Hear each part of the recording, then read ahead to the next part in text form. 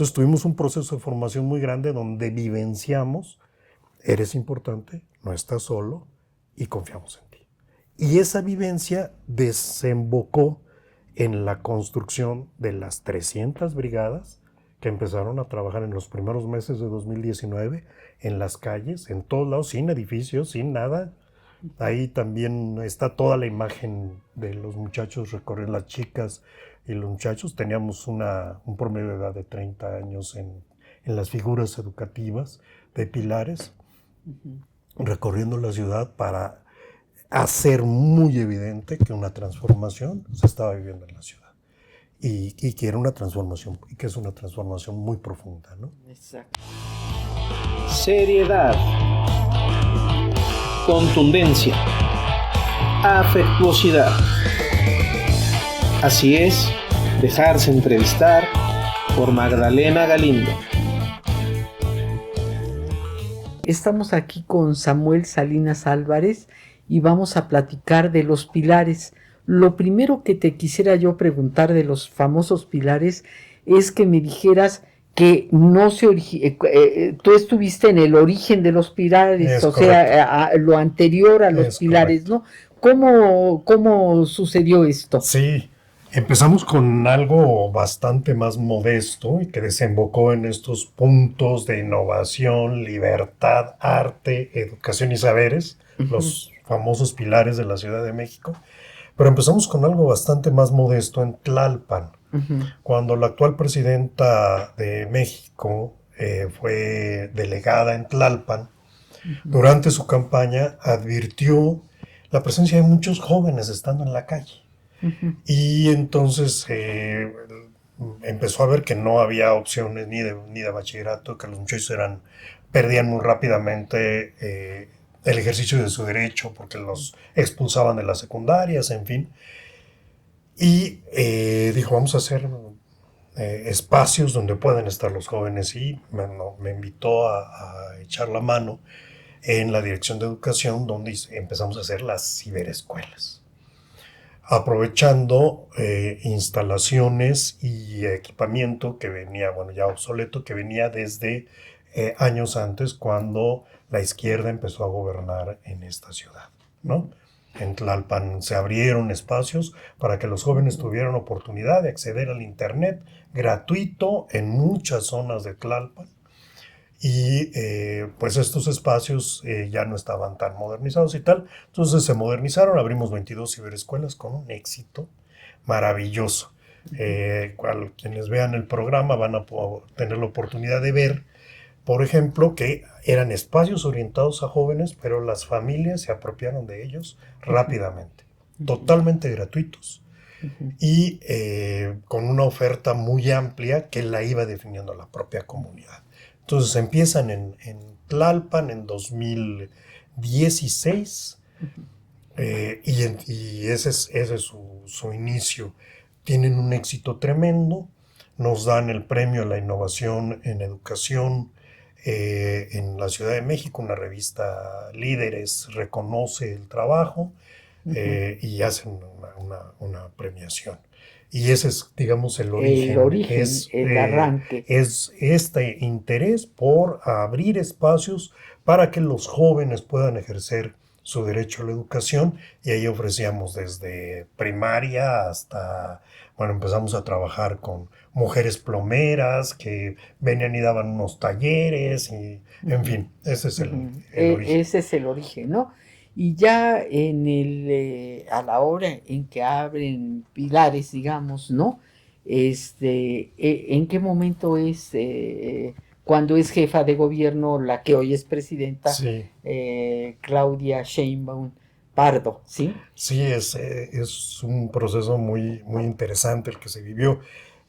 Claudia comprometió nuestra presidenta, comprometió durante la campaña la apertura de espacios tipo ciberescuelas en toda la ciudad. Y empezamos a trabajar desde antes de las elecciones porque era un proceso que iba a ser difícil. Y una vez que se gana la Ciudad de México, que Claudia gana la jefatura de gobierno de la Ciudad de México. En cuanto ella es electa, ya se concreta el que empecemos a trabajar el proyecto, el proyecto lo hagamos ya concreto. Pilares, ¿qué cosa es lo que tiene? Ya lo dijiste, pero quisiera yo precisar. ¿Es saberes, dices? Sí, Pilares tiene una ciberescuela que básicamente se ocupa del ejercicio de los derechos educativos formales, digamos, básica, bachillerato en línea, opciones abiertas, se asesora jóvenes que tienen... que están estudiando la universidad abierta, en fin, ¿no? Es una ciberescuela, un área de autonomía económica con talleres fundamentalmente orientados para mujeres, en donde hay costura, nosotros le llamamos pomposamente diseño de modas, y la gente se lo toma en serio y le hace su diseño de moda. Fíjate que mi abuela, por parte de mi mamá, era costurera. Y tenía personas que trabajaban para ella y eso, y ella cortaba y cosía y eso, ¿no? Sí. Y entonces yo tengo una relación muy especial con lo de... Con la costura, exacto, sí, exacto. Sí, ¿no? La gente se metió a Pilares con los talleres tradicionales de este tipo, gastronomía, en fin, pero con nuevos talleres que le abrieron oportunidad de aprendizaje a la gente, por ejemplo, robótica. Entonces teníamos un taller precioso de robótica en donde la gente aprendía a ponerle a sus viejos aparatos, de sus tocadiscos, sus aparatos viejitos, pequeños aditamentos para Bluetooth, entonces para poder mandar la música desde el celular a través del Bluetooth y que sonaran aquellas bocinas estupendas, en fin, antiguas, y la gente recuperando, talleres de robótica, etcétera. Es decir, teníamos la oferta educativa, la oferta de autonomía económica, básicamente con talleres de diversos tipos, se sigue teniendo, por supuesto, un área de saberes que implicaba desde atender a la población indígena en la Ciudad de México para que pudieran hablar y discutir y usar su lengua en Pilares. Hay un Pilares muy lindo en la colonia Roma que es el Pilares de la calle de Monterrey, en donde los triquis y otros grupos indígenas que viven en predios de la colonia se han apropiado de la Casa Grande, le llaman, vamos a la Casa Grande, y que era un lugar donde en la época del neoliberalismo se hacían los negocios de una de las secretarías de la Ciudad de México. O sea, es una casa preciosa, inventariada por el INBA, y ahora es la casa donde los habitantes indígenas, y con las señoras también de la Roma, que están encantadas, hay veces en el telar de cinturas. Realmente recorrer Pilares es casi un asunto turístico. Entonces perdón, si me extiendo mucho, tú córtame, no. Porque yo me arranco hablando de Pilares. No, me parece perfecto. Y tenemos todos esos talleres, la parte de saberes, inclusión de la diversidad, de todos los grupos lésbicos, homosexuales, transexuales, etcétera. Fuimos de los primeros que empleamos a mujeres transexuales que nos ayudaron a normalizar dentro de todos los espacios educativos públicos que se abrieron, 300, 290 y tantos con edificios y otros que funcionan a nivel de brigadas. Nos ayudaron a normalizar la presencia de las diversidades para reducir violencias, ¿no? Entonces también tenemos un área de cultura de paz que busca, sigue existiendo, reducir, erradicar. Nos lo proponemos como erradicar, aunque sabemos que es prácticamente imposible porque la especie tiene su parte de violencia casi intrínseca. En fin, una discusión ahí fuerte que tenemos. Un área de derechos humanos, un área de cuestiones ambientales, en fin. Es una oferta amplia la que tiene Pilares, y en esa gran currícula que se le ofrece a la gente va escogiendo. Entonces tú ves, tenemos un esquema que lo vamos a proyectar dentro del programa, tú ves cómo la gente va eligiendo actividades. Entonces hay actividades como por ejemplo el taller de serigrafía, que tiene muchísimo éxito Ujú. en algunos sitios y otros en donde ahí está el pulpo que hay que moverlo a otro lado porque Que no, no. no tiene gran demanda. Sí, Y sobre todo, bueno, muy importante, el área para el ejercicio de derechos culturales, sí. ¿no? Mira, quisiera yo mencionar aquí, has mencionado varias veces la palabra derechos, ¿no? El derecho. Y la presidenta constantemente se refiere a los derechos, ¿no?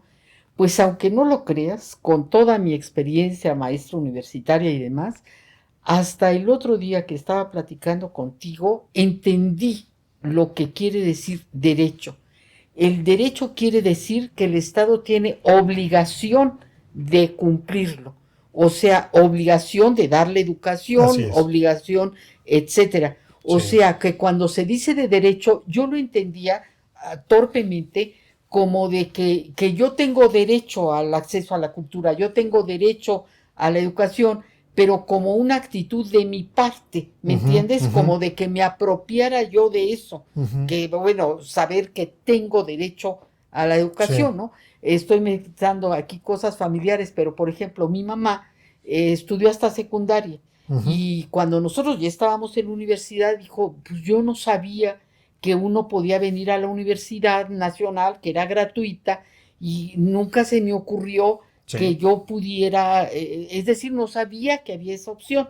Eso era lo que yo entendía, sí, que uno se enterara de que cuando la presidenta dice, tienen el derecho de esto, que sí, bueno, que lo exijas, que lo pidas, ¿no? sí, Una actitud de la persona de apropiarse.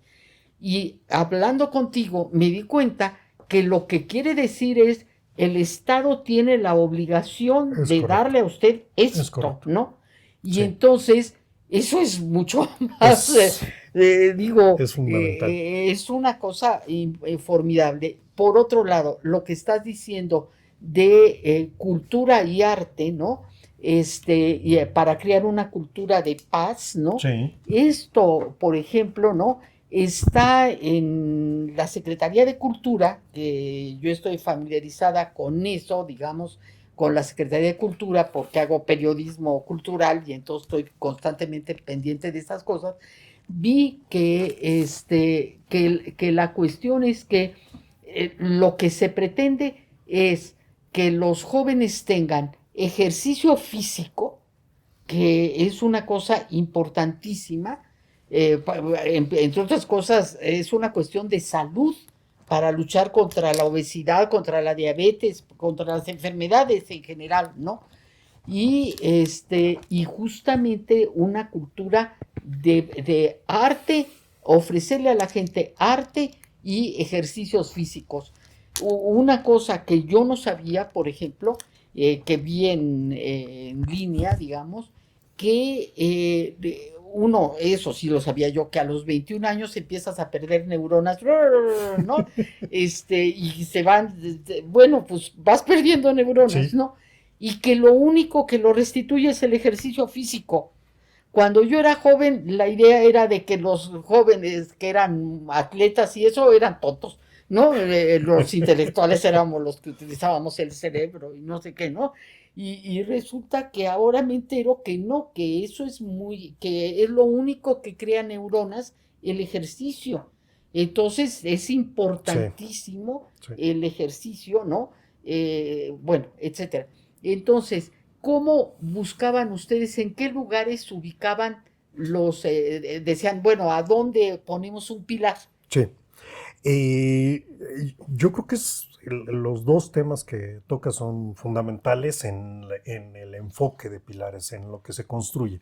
Que Pilares es mucho más que un edificio nuevo, reciente, bien construido, bien equipado, construido con una discusión con la comunidad, con una discusión de los usuarios para evitar la formación de aulas, nada más en las aulitas Sí. y la educación lancasteriana, de todos sentados viendo al profesor. Bueno, ese es más que eso, más que tecnología, más que equipo, aunque tienen un equipamiento muy importante.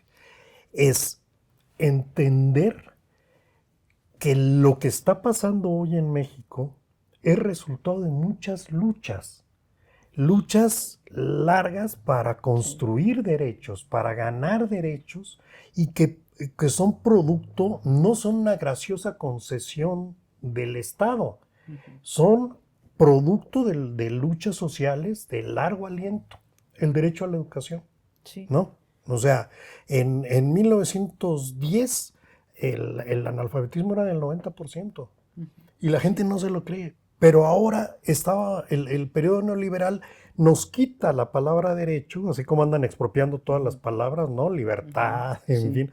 Ahora se sienten liberales, pero en fin. Nos quiere expropiar la palabra derecho y sustituirla por oportunidad. Y no. No es, ellos dicen, es que no hay ejercicio de derechos sin oportunidades. No, perdóname. Nuestro derecho es obligatorio. Por ejemplo, el derecho a la educación es obligatorio para los dos, para los jóvenes y para el Estado. Sí. En la educación superior es obligatoria solo para el Estado, pero hasta la preparatoria es la educación básica y media superior es obligatoria para todos. Es decir, un joven tiene la obligación de asistir a la escuela, ¿no? Y ese es entender que los derechos, el derecho al arte, a la literatura, al cine, en fin, son el resultado de fuertes luchas. El derecho a la visibilidad de las minorías o de las diversidades, que a veces no son tan minorías, ¿no? De todas las diversidades. El derecho a un niño que tiene algún tema de discapacidad cognitiva, de educarse con sus pares de la misma edad. El derecho de un niño de 12 años a escolarizarse, 11 años a escolarizarse en sexto, aunque no sepa leer y escribir. Y entonces todos estos es el derecho esencial del ser humano, ¿no? Y esa es una parte. La otra parte que tocas y que me parece central es la necesidad de un cambio en el paradigma de la adolescencia. O sea, se había convertido en algo tan obsoleto la educación en nuestro país. O sea, la habían despedazado tanto y habían lastimado tanto a los profesores, a los maestros, sí, que se hablaba de que los adolescentes estaban en falta, que adolecían de cosas, y no. La adolescencia es un periodo de toma de riesgos que implica una evolución para la especie, ¿no? Yo siempre comento con la gente que me quiere escuchar, que no hay mucha, pero comento con ellos que no fueron changos viejos los que se bajaron de los árboles, ¿no? O sea, quien toma riesgos son siempre o generalmente los jóvenes. Y entonces ese paradigma, ese cambio de paradigma cambia completamente, por ejemplo, la estructura de los pilares. Entonces son espacios donde no necesitas presentar nada para entrar o salir, totalmente libres, ¿no? Por eso siempre pedimos que los niños vengan acompañados de un adulto, porque entra y sale quien quiere. Se registra quien quiere, o al menos así ocurría hasta hace algún tiempo. ¿Por qué? Porque lo que queremos es que la gente sienta que ese espacio público, por el simple hecho de ser persona, tiene derecho a usarlo, ¿no? Y entonces ese es un enfoque muy fuerte en donde lo que construimos fue eso, tres criterios centrales para nuestra relación con los jóvenes y con todas las personas. Primero, hacerles saber y sentir que son importantes, que todas las personas son importantes. Pero eso se tenía que traducir en acciones concretas, ¿no? Entonces, la presidenta nos dio una posibilidad, la actual presidenta, siendo jefa de gobierno, nos dio la posibilidad de conectarnos con los secretarios de Estado si algo se necesitaba urgente en un pilar. Entonces, si una patrulla por ahí desaparecía un muchacho, ¿no? Nos avisaban inmediatamente, nosotros le podíamos llamar al jefe de gabinete de seguridad de la jefatura de gobierno y en 10 minutos ocurrió. Y el chavo apareció y los patrulleros se fueron a una investigación interna. Ese es cuando le dices a un chavo, eres importante, pero no actúas en consecuencia, no te la cree y se aleja, ¿no? Confiamos en ti. No pusimos controles parentales en las computadoras, ¿no? Pero desalentamos muy claramente la visualización de videos que normalizaran la violencia, ¿no? Cualquier video que normalizara la violencia, que alguien se cae y entonces todo el mundo se ríe, no lo prohibimos, pero lo desalentamos. A ver, estás viendo este video, vamos a platicar, ¿no? Vamos a platicar qué está pasando ahí. O crueldad contra los animales, o maltrato a adultos mayores, o sea, toda la serie de violencias. Entonces eso nos dio Prohibido prohibir, decía el movimiento del 68 atentos, de mayo. Claro, en Francia, estar atentos a lo que veían los muchachos. Cuando alguna vez se desató por ahí un video más bien porno, ahí medio, la propia comunidad lo controlaba. Oye, no, man, no estés viendo eso, ahí están los niños, ahí está tal. Mi jefa está por allá en un taller, ¿qué tal que me viene a buscar? No, man, paga tus 20 pesos y vete a un ciber, ¿no? Sí. Órale, pero aquí no. Y es un control de las... Mira, qué interesante. Eso formó parte, pero es parte de este discurso. Eres importante, confiamos en ti y no estás solo, no estás sola. Porque en la adolescencia, pues algo que sufrían los muchachos de un modo muy claro era eso. Eso también... pero teníamos que formarnos en esa vivencia que además se traduce en bienestar, ¿no? O sea, teníamos que formarnos en esa vivencia. Por lo tanto, en cuanto Claudia gana las elecciones, empezamos a formarnos. Tuvimos varios meses de sesiones en el Teatro del Pueblo. Las fotografías se pueden ver, ahí las vamos a proyectar, donde están 600 personas en sesiones una tras de otra, platicando sobre drogas. A ver, vamos a hablar. Adicciones, ¿qué pasa? ¿Qué son? ¿Qué tal? Y con visiones diversas, desde la visión más institucional hasta la visión más, digamos, avanzada, de gente que decía hay que hablar de las sustancias, hay que diferenciarlas, hay que entender qué significan, etcétera, etcétera. Entonces tuvimos un proceso de formación muy grande donde vivenciamos, eres importante, no estás solo y confiamos en ti. Y esa vivencia desembocó en la construcción de las 300 brigadas que empezaron a trabajar en los primeros meses de 2019 en las calles, en todos lados, sin edificios, sin nada. Ahí también está toda la imagen de los muchachos recorriendo, las chicas y los muchachos. Teníamos un promedio de edad de 30 años en las figuras educativas de pilares, recorriendo la ciudad para hacer muy evidente que una transformación se estaba viviendo en la ciudad. Y que era una transformación, y que es una transformación muy profunda, ¿no? Exacto.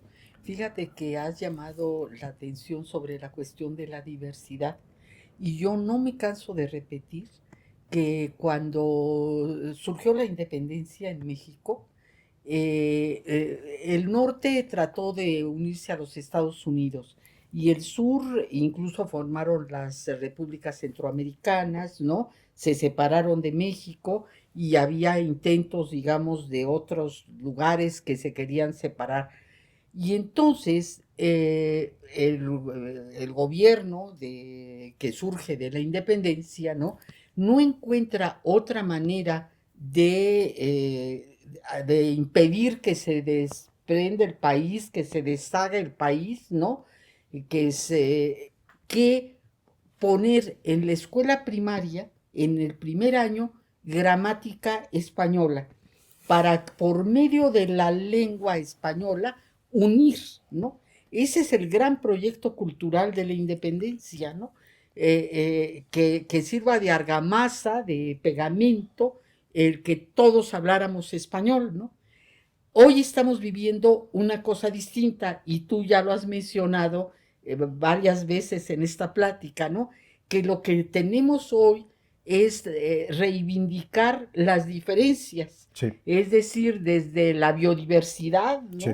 La conservación de las muchas especies de alimentos, de plantas, etcétera, ¿no? Y justamente reconocer estos puntos de vista distintos, ¿no? Entender, no solo la diversidad sexual, sino también la diversidad de opiniones, de maneras de enfrentar la vida, etcétera, ¿no? Sí. Y cuando dices lo de saberes, hay una discusión muy importante en nivel mundial sobre que se ha dejado de lado el saber popular, ¿no? Y que hay que reivindicar esos saberes populares, ¿no? Que después de todo, por ejemplo, la medicina surge del conocimiento de las plantas, ¿no? Y ahí es en donde se origina, digamos, todos los medicamentos. Y ahora justamente otro día que estábamos también en una entrevista, estaba uno de los participantes, estaba desde Perú en una cuestión, en un congreso internacional de saberes populares, ¿no? Es decir, te digo, un congreso internacional, o sea, no es que estemos nosotros ni volviendo al pasado, ni nada, sino al contrario, es lo último que se está tratando en la cultura mundial, ¿no? Esto, ¿no? Sí, es absolutamente cierto. Y este reconocimiento de la diversidad nos permite encontrar lo que nos mantiene unidos, ¿no? O sea, hay una serie de valores a los que no vamos a renunciar y por los que vamos a seguir luchando, ¿no? Claro. Por los que vamos a seguir peleando. La dignidad de todas las personas, exacto, ¿no? En medio de esa gran diversidad que de pronto entre en el equipo de formación esté una chica Kenia, además que es una activista fuerte por los derechos de las mujeres trans. Kenia Cuevas estuvo con nosotros y su presencia permitía como repensar y construir de verdad el tema de la dignidad de todos los seres humanos, ¿no? Era una chava plantada, genial y tal, que además nos trajo y invitó a otras chicas. ¿Qué dentro de esta diversidad, qué principios tenemos? La dignidad, la integridad de la vida, en fin, ¿no? La libertad, desde luego, pero no individual, como la quieren ahora presentar, sino la libertad colectiva, construida, porque nadie puede ser libre mientras de que haya gente el concepto de interculturalidad, ¿no? Que ninguna cultura es inferior o superior a otra, ¿no? Sino que todas las culturas son iguales, o sea, que se deben de tomar en cuenta, que todas nos pueden enriquecer, ¿no? A Pilares es curioso, porque a Pilares se fueron añadiendo, se fueron integrando, se interesaron por el proyecto. Muchos jóvenes de indígenas, no indígenas, etcétera, que oyeron de la existencia de Pilares y dijeron, yo quiero estar en eso, ¿no? Pudiendo tener otros empleos, incluso mejor pagados, se fueron a meter ahí a Pilares y empezaron a trabajar ahí. Eso nos hizo que recuperáramos experiencia de gente que había trabajado con jornaleros agrícolas migrantes en migración interna en México, con pueblos indígenas directamente. Nos permitió recuperar compañeros que habían trabajado con gente en situación de calle. O sea, de pronto como una manifestación muy clara de la cantidad de personas que durante estos, ¿cuántos años? Casi 30 años que lleva la izquierda gobernando en esta ciudad, se fueron incorporando a uno, a otro proyecto, compañeros que venían de la experiencia de Faros y que venían a echarnos la mano acá con otros proyectos. En fin, fue muy lindo como ese encuentro de saberes, ¿no? Hablantes de lenguas indígenas, en fin, tejedoras de telar de cintura. Bueno, dije lo de la gramática de lengua española, ¿no? Para unir el país. Y hoy, por ejemplo, la nueva escuela mexicana lo que propone es que en el primer año la gente habla en su lengua materna, no en no en español forzosamente, ¿verdad? Así es. Sino Así justamente, o sea, esta diversidad de lenguas, ¿no? País pluriétnico, pluricultural, creo que dicen multicultural, ¿verdad? Sí, multicultural y pluriétnico. Y pluriétnico, ¿no? Exacto, sí. Bueno, ahora, espérate, Samuel, te quería yo preguntar de nueva cuenta, cómo elegían los lugares a donde Ya, iban a poner perdón. los pilares. Perdón, sí. Eso me parece muy importante. Teníamos, en el mapeo había 3 consideraciones básicas. Las colonias, barrios y pueblos de menor índice de desarrollo social, ¿no? De menor índice de desarrollo humano, con los indicadores que se construyen en la ciudad, en fin, en diversas instituciones. Mayor presencia de jóvenes, de población joven, Eso es. y que más estuvieran padeciendo procesos de violencia. Ah, Nos abstuvimos muy claramente de no hablar de lugares violentos ni de poblaciones violentas, porque eso no es cierto. La no, propia gente nos enseñó a decir son lugares en donde estamos padeciendo violencias, ¿no? exacto. Entonces sí, ese era lo básico. Y además algunos puntos metropolitanos de mucho movimiento, ¿no? Que, como por ejemplo la glorieta del Metro Insurgentes, en fin.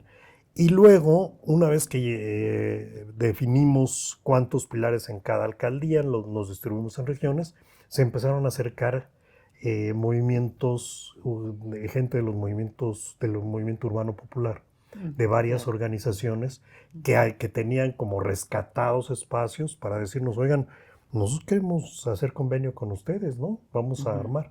Entonces se armó, por ejemplo, el Pilares Calmecac en Miravalle, allá arriba donde termina el cablebús, que es uno de los más lindos, muy gestionado por la comunidad, y que dijeron, yo le entramos, ¿no? A esto. Y otros pilares, el de la escuelita en el Pedregal de Santo Domingo, con un viejo luchador social, en fin. Sí, Sí. es muy Lo lindo que eso. decías hace rato, de que es una larga lucha, no es nada más de que aquí llegamos y ahorita Sí. ya organizamos, Para sino nosotros que es... sí, era muy importante respetar primero a la gente. Hubo lugares en donde nos dijeron, no, aquí no entran. Por ejemplo, hubo uno donde tuvimos no sé cuántas asambleas antes de que nos dijeran que sí, ¿no? Porque decían, no, perdón, no, nos van a abandonar y nos van a, no, no, no, vamos a definir. Y estábamos en el proceso de construir la gobernanza de los pilares, llamémosle, ¿no? ¿Cuáles eran cuando nos llega la pandemia, ¿no? Sí. Samuel, una pregunta difícil. ¿Qué diferencia hay entre utopías y, y pilares, no? Creo Sí, que son muchas, sí. pero... Digamos que hay una diferencia inicial, que es que las utopías tienen una escala mucho más grande que los pilares, ¿no? Las utopías es un proyecto con un alcance, digamos, muy grande, también de servicio a la gente. Incluyen servicios tan importantes como que haya una alberca o que haya este tipo de atención. Y Pilares tiene una dimensión menor, es una escala humana, en donde no quiere decir que no, las utopías no sean también de escala humana en cuanto a su trato a la gente, etcétera.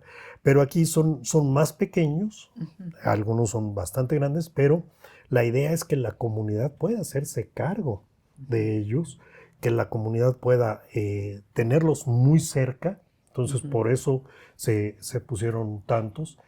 Eh, y que la comunidad participe en la operación. Entonces, rasgos centrales de los pilares, que no sé si los tengan las utopías, es el director o directora, el que es un líder coordinador de proyectos, ese es el nombre de la plaza, tiene que ser del barrio.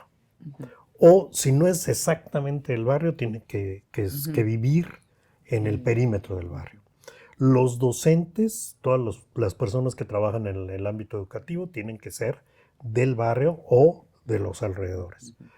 Eh, Existe un monitor comunitario que es hacia fuerza, tiene que ser del barrio donde está el Pilares. Y el monitor o la monitora comunitaria, generalmente la mayoría de mujeres, son gentes que se conocen perfecto el barrio. Entonces se conocen a todos los chavos, saben quién anda en qué. O sea, son las líderes maravillosas, y funcionan muy bien. Funcionan muy bien porque notan algo. Me fueron a acusar a una directora que había corrido unos chavos. Samuel, esta directora ya corrió estos. Ay, ¿por qué? ¿Qué pasó? No sé, o sea, a ver, vamos a hablar con la directora y los chavos están allá afuera esperando porque había ido una visita. Y le digo, ¿qué pasó? Me dice, es que vinieron con una punta, Samuel, ¿no? Era peligrosísimo. Entonces ya salgo a hablar con los chavos y ya me empiezan a explicar y todo lo que había pasado y las broncas que tenían con sustancias, etcétera. Ahí se resolvió el problema, la chica los aceptó de nuevo con la obligación y Sí, ¿no? que no. De que no anduvieran trayendo esas armas, ¿no?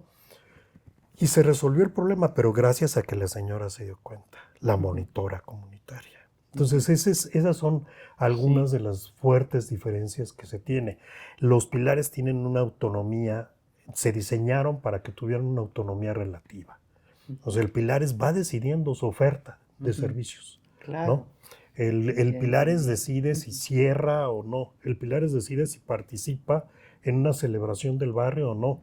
El Pilar está permanentemente abierto. Llegan dos chavos, me da chance de hacer aquí mis ensayos de los 15 años, soy profesor y enseño a bailar 15 años. Pásale, compañero. Sí. Oiga, ¿y aquí me pueden dar chamba? Sí, pero tienes que estudiar. O sea, sí puedes entrar como tallerista para enseñar a bailar bachata y no sé qué enseñan, un par de chavos. Bailas, pero estudias. Y entonces, sí, entraban a bailar, se ponían a estudiar su prepa y tal, y ahí andan los chavos, todavía tenemos contacto con ellos. Fantástico. Esa es, digamos, la diferencia, que es algo muy enraizado en la comunidad, y que tiene quienes los gobiernan, debe ser gente de la comunidad, ¿no? Oye, y la cuestión educativa, ¿no? Es decir, ¿se les da título, no se les da título, se reconocen esos estudios, no se reconocen? Eso es. Nosotros no certificamos ningún aprendizaje, pero trabajamos muy de cerca con el INEA para todo lo que es educación básica, con las diversas ofertas de bachillerato abierto que existen para ayudar a los jóvenes. Incluso hay una beca, la presidenta en ese momento estableció una beca para jóvenes que estuvieran estudiando el bachillerato o incluso en la universidad y que recibieran asesoría en Pilares. Lo que nosotros hacemos es ayudarle a las personas en sus procesos de aprendizaje. Los docentes no necesitan ser profesores. Lo que necesitan es tener el nivel en el que quieran educar. Ajá, O sea, haber pasado por lo menos la experiencia hasta el bachillerato. Y la experiencia de aprendizaje y el bachillerato tenerlo certificado. Pero llegamos a tener compañeros docentes que ni la primaria tenían. Y ahí hicimos milagros para que pudiéramos adecuar las reglas de operación de tal manera que pudieran estar ayudando. Porque nosotros no enseñamos, aprendemos junto con otras personas. Incluso los cursos se llaman Aprendo en comunidad para ejercer mis derechos. Y entonces lo que hacemos es, ok, ¿quieres aprender matemáticas? Hay un profe de cálculo chidísimo, ¿no? Estaban prohibidos los pizarrones en Pilares. Eso sí era de las cosas que yo había prohibido por mí. Yo les decía, no pongan, bueno, sí, no, prohibido porque tú no. has sido profesor, No, sí. eras profesor de educación básica, ¿no? Y yo les decía, no pongan pizarrones porque la tentación de ponerse a darle la espalda a los muchachos y ponerse a explicarle al pizarrón es muy fuerte. Entonces no usen pizarrones, muchachos. Y al principio no había pizarrones. Ya después sí los pusimos porque a los muchachos les servían un montón y tal. Pero entonces traían unos pizarroncitos por acá, clandestinos.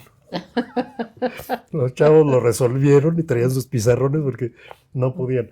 Pero nosotros el Pilares no certifica, pero las instituciones que tienen programas abiertos, en fin, son las que certifican los aprendizajes. Es perfecto. Y los niveles que se van cursando. ¿Algo más, Samuel, que quieras Pues, añadir? sí, que quieras yo comentar? creo que Pilares es, bueno, en agosto del 23, Pilares se transforma en el subsistema de educación comunitaria de la Ciudad de México. Yo creo que es un subsistema único, no solamente en México, que es un caso muy especial, sino incluso a nivel mundial. Y que creo que es fundamental recuperar lo que está detrás, lo que estuvo detrás de la consolidación del programa en una ley y en un subsistema, en un cambio en la ley de educación de la Ciudad de México y en un cambio de la estructura de la administración pública en la Ciudad de México. Y es que la educación es un derecho que no cesa con la edad. O sea, es un derecho a lo largo de toda la vida. Y es para el Estado obligatoria. Sin embargo, tenemos todavía un sistema de atención a la educación de adultos que yo diría que es obsoleto, que se quedó, ¿no? En aquella época en la que la urgencia era la alfabetización, sí, y que el trabajo era fundamentalmente voluntario. Me parece que necesitamos un esfuerzo nacional para atender educativamente a toda la población, atender el derecho de todas las personas, de los seres humanos, a recibir educación a lo largo de su vida, en diversas áreas y diversas posibilidades, y que pues se puede articular con el INEA y con CONAF y otras, y todas las instituciones que tienen programas abiertos de educación para articular este esfuerzo y hacer realidad el derecho a la educación. No cesa cuando un chavo dice, yo ya me fui porque aquí ya en esta prepa ya no la hago, ¿no? Soy muy relajiento o no entiendo nada, o ya me aburrí porque es súper aburrida la educación que aquí me están brindando. Ahí no ha cesado la obligación del Estado de seguirlo atendiendo. Y eso es algo que se comprendió en la Ciudad de México, que se ha comprendido y que está operando, y creo que se podría ocurrir a nivel del país. Y bueno, pues gracias por charlar contigo. No, al contrario, Samuel. Samuel y yo nos conocemos desde hace mucho tiempo, ¿no? Porque fuimos, fuimos maestras de Samuel. Él era maestro de educación primaria y luego estudió ciencias políticas, ¿no? Así es. Y ahí fue donde nosotros, mi hermana y yo, te contactamos, ¿no?